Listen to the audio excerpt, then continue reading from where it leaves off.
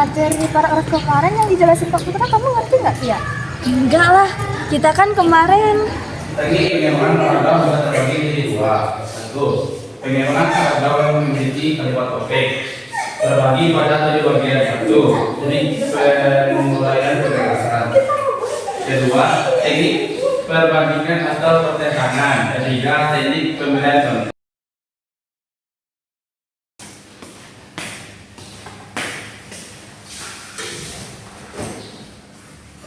Selamat pagi anak-anak.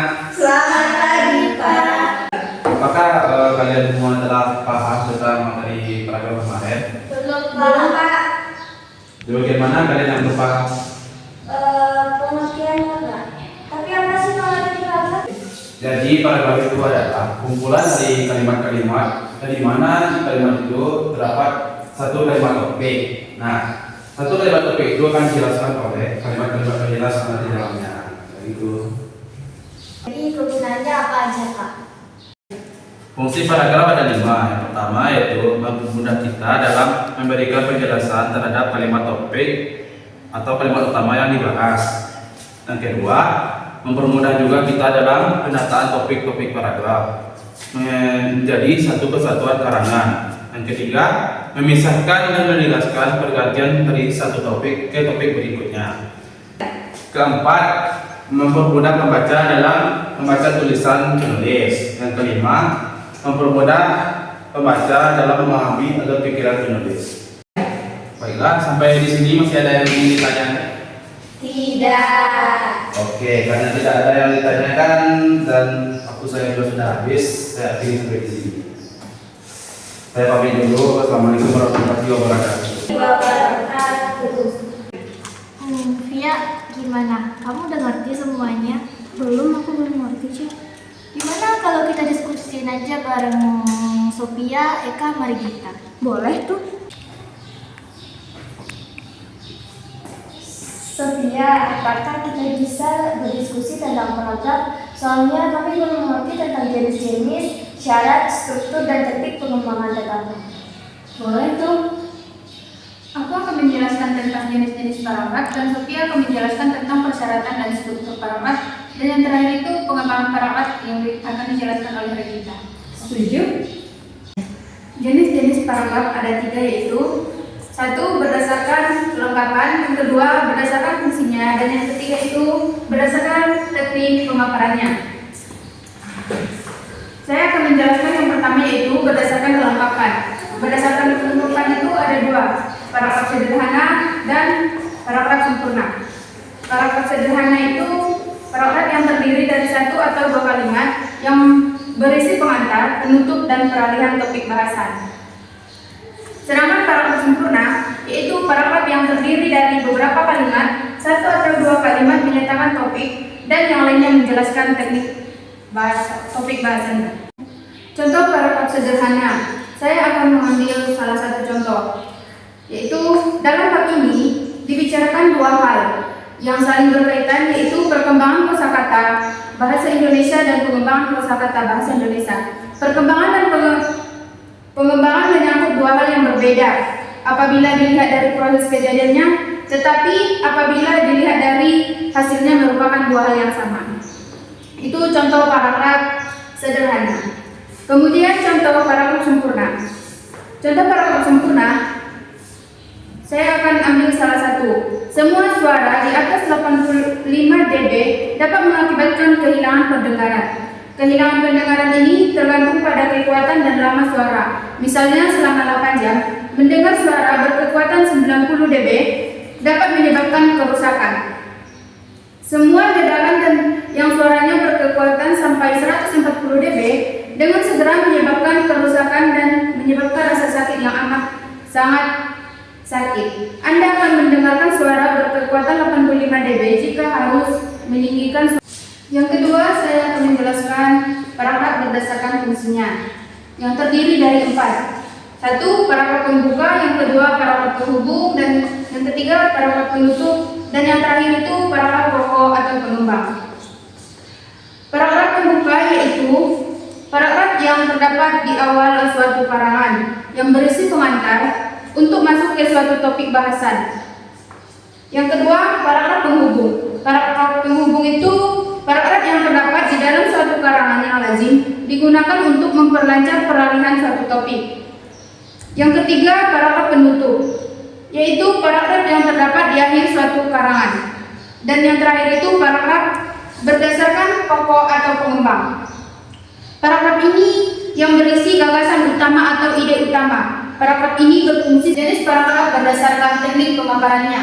Terdiri dari 4, yaitu paragraf narasi, yang kedua paragraf deskripsi, yang ketiga paragraf eksposisi, dan yang keempat paragraf argumentasi.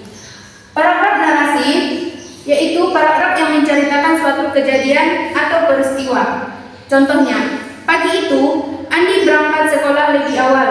Jalanan masih sepi dan udara terasa sejuk. Sesampainya di sekolah, ia disambut oleh teman-temannya yang sudah menunggu di halaman.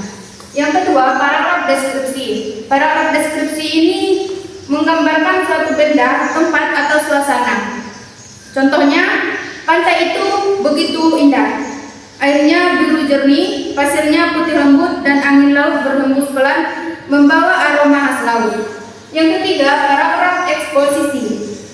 Paragraf eksposisi berfungsi untuk menjelaskan atau memaparkan informasi. Contohnya, air terdiri atas 2 unsur, yaitu hidrogen dan oksigen. Keduanya bergabung melalui proses kimia sehingga menghasilkan senyawa H2O. Contoh paragraf eksposisi, yaitu air terdiri atas 2 unsur, yaitu hidrogen dan oksigen. Keduanya bergabung melalui proses kimia sehingga menghasilkan senyawa H2O. Yang terakhir itu paragraf argumentasi. Paragraf argumentasi ini bertujuan meyakinkan pembaca bahwa suatu pendapat itu benar dengan alasan atau bukti. Contohnya, menggunakan transportasi umum dapat mengurangi kemacetan. Semakin banyak orang meninggalkan kendaraan pribadi, semakin berkurang pula jumlah kendaraan jalan. Apakah Yeca dan Pia sudah paham? Sudah, Eka. Persyaratan dan struktur paragraf. Yang pertama ada kesatuan. Hanya ada satu ide utama yang dikembangkan. Misalnya, kucing adalah hewan peliharaan yang populer. Mereka memiliki bulu yang lembut dan tubuh yang fleksibel. Yang kedua ada kepaduan. Kalimat-kalimat tersusun runtut, logis dan saling berkaitan. Misalnya, hujan turun dengan deras pada sore hari. Karena itu, semua acara di luar ruangan terpaksa dibatalkan. Nah, yang ketiga ada kelengkapan. Gagasan utama didukung kalimat-kalimat penjelas yang memadai. Contohnya, kecerdasan buatan atau AI memiliki potensi untuk merevolusi berbagai industri. Baiklah, yang kedua ada struktur paragraf. Yang pertama ada paragraf yang memiliki kalimat topik. Paragraf yang memiliki kalimat topik umumnya berbentuk paragraf eksposisi, paragraf argumentasi, atau paragraf persuasi. Akan menjelaskan tentang teknik pengembangan paragraf. Teknik pengembangan paragraf terbagi kepada 2 bagian, yaitu yang pertama, pengembangan paragraf yang memiliki kalimat topik. Yang kedua, pengembangan paragraf yang tidak memiliki kalimat topik. Pengembangan paragraf yang memiliki kalimat topik terbagi kepada 7 bagian. Yang pertama, teknik penguraian gagasan. Teknik penguraian gagasan adalah pengembangan paragraf dengan teknik penguraian gagasan digunakan jika topik bahasan paragraf dalam kalimat topik itu adalah berupa definisi konsep, penjelasan ide, pikiran, dan pendapat. Yang kedua, teknik perbandingan atau pertentangan, yaitu pengembangan paragraf dengan teknik perbandingan atau pertentangan digunakan jika topik paragraf dalam kalimat topik itu adalah berupa perbandingan atau pertentangan 2 hal. Yang ketiga, teknik pemberian contoh, yaitu pengembangan paragraf dengan teknik pemberian contoh digunakan jika topik bahasan paragraf dalam kalimat topik itu dirasakan atau lebih jelas dengan cara mengemukakan contoh. Yang keempat, teknik pemberian argumentasi, yaitu pengembangan paragraf dengan teknik pemberian argumentasi atau alasan digunakan jika topik bahasan paragraf dalam kalimat topik itu berupa pendapat atau gagasan atau keyakinan yang memerlukan alasan agar diterima orang lain. Yang keenam, teknik perincian sebab, yaitu pengembangan paragraf dengan teknik perincian sebab digunakan jika topik bahasan paragraf dalam kalimat itu berupa persoalan yang disebabkan oleh hal-hal yang lain. Yang terakhir, teknik pengklasifikasian, yaitu pengembangan paragraf dengan teknik perincian akibat digunakan jika topik bahasan paragraf dalam kalimat topik itu berupa persoalan yang diakibatkan oleh hal-hal yang lain.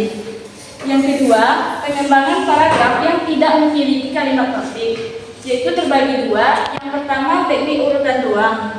Teknik urutan ruang digunakan untuk mengembangkan paragraf deskripsi, sedangkan teknik urutan waktu digunakan pula untuk mengembangkan paragraf narasi.